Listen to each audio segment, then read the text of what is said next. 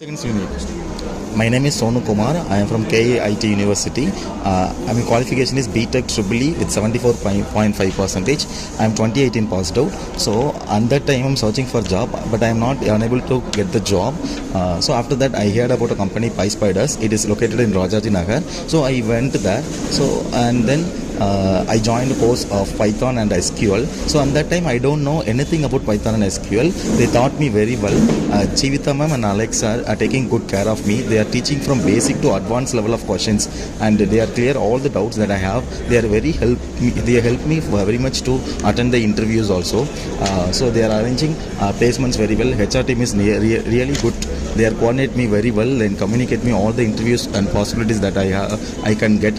So now I got placed in the company called Blue Chip Consultancy Private Limited as a software training engineer. My salary package is 2.4 lakhs per annum. So I now